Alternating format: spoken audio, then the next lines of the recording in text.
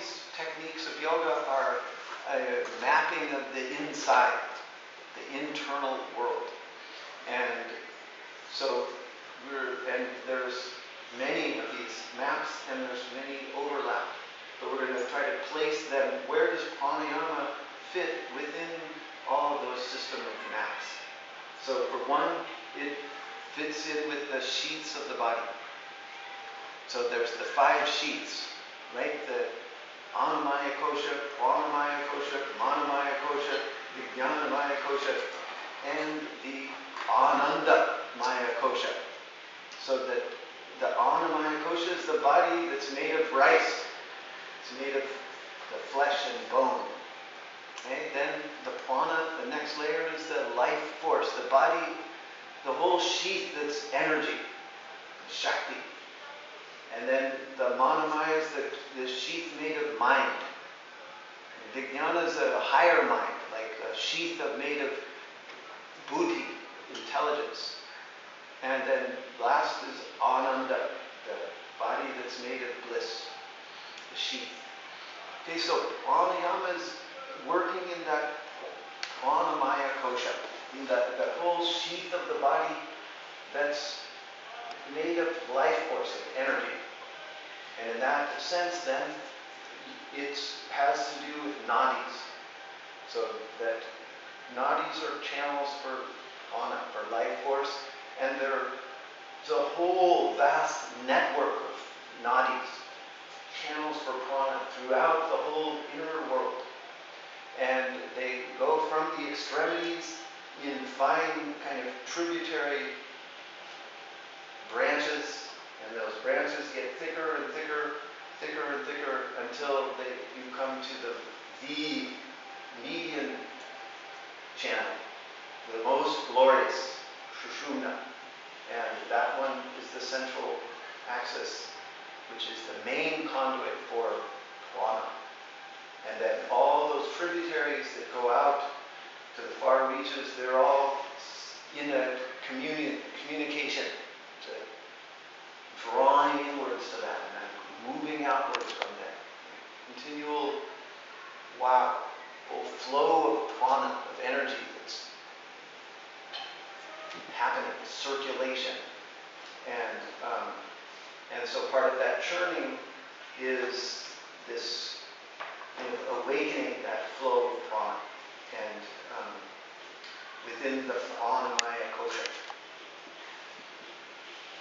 And then this is the whole feeling of bandhas fall within this as well, the energetic locks.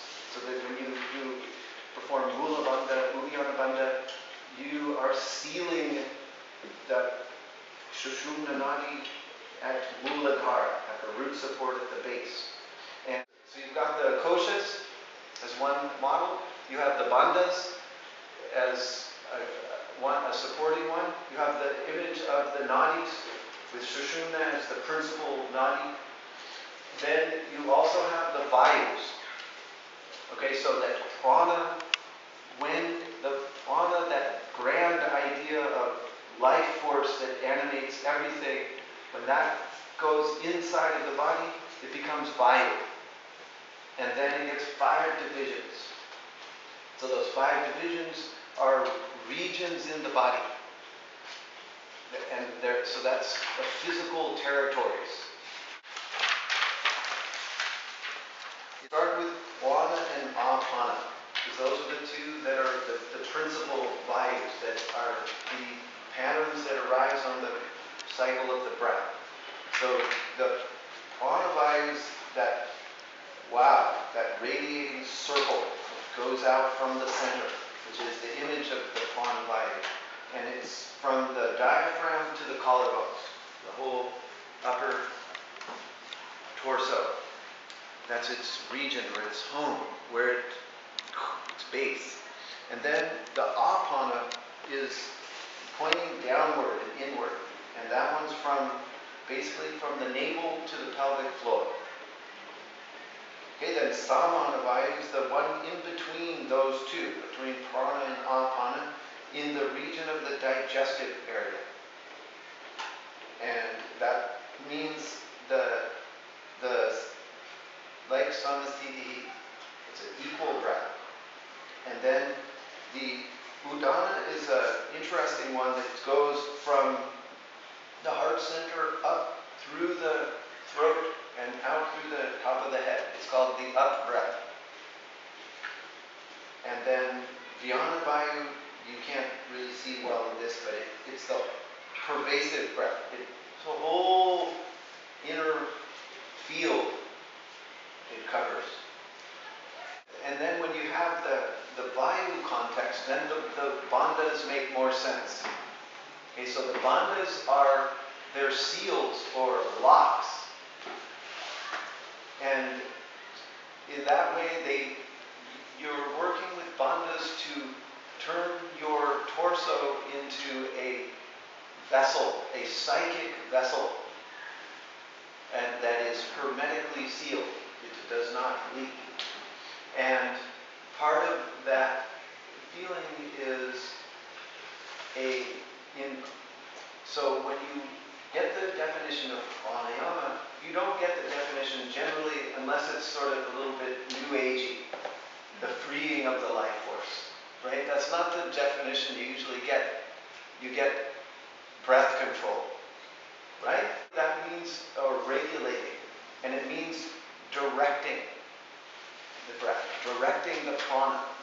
Okay, so that, and specifically, you direct apana upwards. So you reverse its normal course, its downward and inward course, and you, by sealing muladhara, you contain the downward energy of prana upwards.